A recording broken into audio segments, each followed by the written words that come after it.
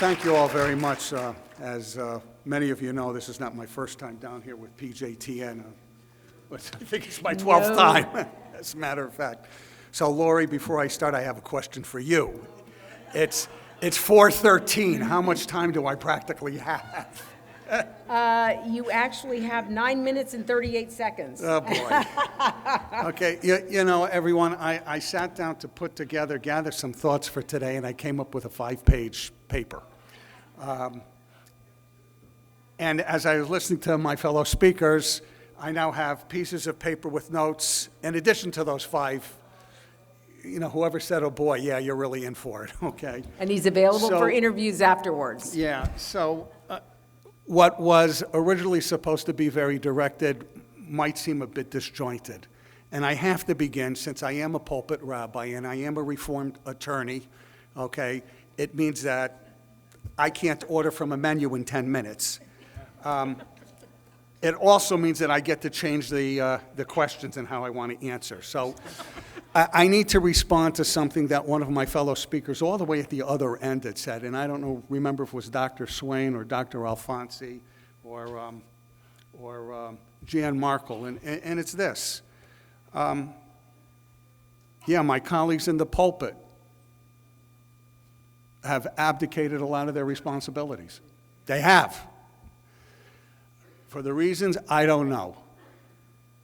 It could be cowardice, it could be lack of education, although one would think that you reach this stage, you are highly educated. Though, as my father used to say, you can have somebody who graduated from Harvard still doesn't know how to tie his shoes. You know, you do what I do, and if you're in the pulpit,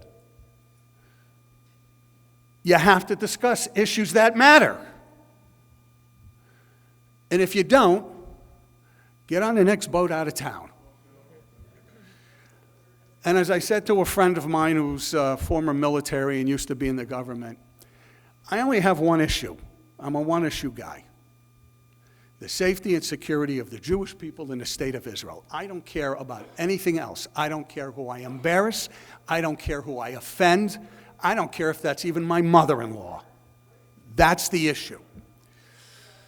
So what ends up happening when I go out on my speaking junkets, which are few and far between these days, the question becomes in my pulpit, you know, Rabbi, you're going to, like the other day, all right, proclaiming justice to the nation. Oh, Rabbi, we remember Glory Cardoza-Moore coming up to the synagogue. You know, is it really kosher to accept their support? That's really what it boils down to. And it causes lots of Jews to scratch their head, well, in my case, scratch my scalp. Because you have this growing phenomenon of Christian support, evangelical Christian support, that has many American Jews perplexed. And they ask questions. And what's the question that's asked? Is this subterfuge? Is there something else behind this? Is there a missionary impulse? And I've been doing this 20 years, evangelical Jewish dialogue. I mean, Dr. Swain and I have been on panels together back in the day. A long time ago at Vandy, as a matter of fact. And after 20 years of doing this, you know, listen, I understand where a lot of these Jews are coming from. But fact of the matter is, here's where it comes from. These people, including my rabbinic colleagues, a majority of my rabbinic colleagues are, and Dr. Boston and I have spoken about this too, they are so divorced from Jewish tradition, and they are so divorced from Jewish practice. They're divorced from a grand knowledge of Jewish history, facility with Jewish texts, that they have no historical context when it comes to this kind of conversation. Completely. What they are informed with is liberal political sensibilities. And that has absolutely nothing to do with the pulpit. If you're a rabbi, your job is to make sure that Jews understand that being Jewish is the most grateful gift that God can give you. And if that's the case, you cannot marginalize Christian Zionists because, Lori, that's what you are and that's what you are. But concomitantly, you have to know who sits across the table. So I have colleagues. Fortunately, I can say none of my students at the synagogue because they know I would kill them. They don't sit across the table.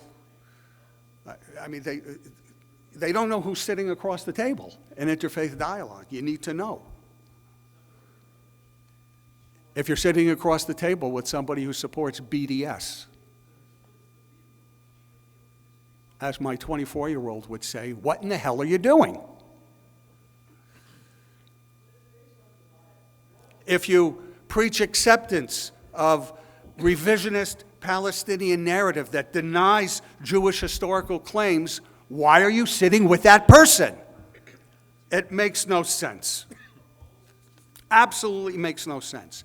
And that goes whether you're sitting in a synagogue or whether you're sitting here at the NRB. You have to do your homework.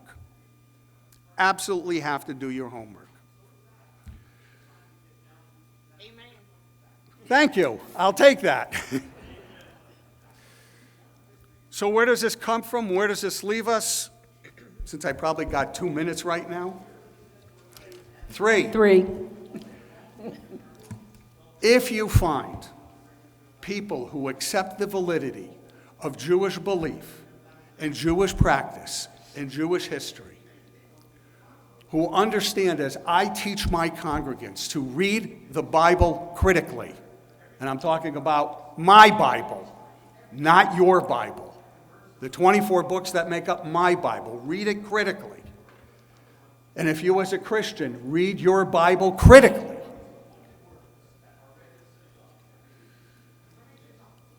I think you'll find Jewish resonance in what you read in the New Testament, because it's all there, including bold and bald statements that God's covenant with the Jewish people is irrevocable and has never been broken and can never be broken. And if God breaks his covenant with the Jewish people, okay, what does that mean for you as a Christian? You're right. You're done for. Because if God can break one promise, God could break another promise. It's as simple as that. And I think that's what has led to this moment with what's happening in certain segments of the Christian world to reach out hands to those of us who are, I mean, my kid says I'm a thumper of a Jew. And she's right. Absolutely right. Is it a new era? I don't know. Is it messianic? That's not my field. Is it something unique? Absolutely. And I just want to end with this. If it weren't unique, then explain to me how a small synagogue in Stoughton, Massachusetts, and it's pronounced Stoughton, by the way. We're named after the Governor William Stoughton, the hanging judge of the Salem witch trials. We are American history. They don't teach American history anymore. Sacco and Vanzetti came from my town. Okay. Explain to me how a small synagogue in a nondescript town in the bowels of Massachusetts hosts a pro-Israel evangelical church. And we do. And we have for 4 years. Something's happening. I don't know what. But as my father used to say, son, God tied the knot at the end of the rope. Hold on, because it's going to be a wild ride.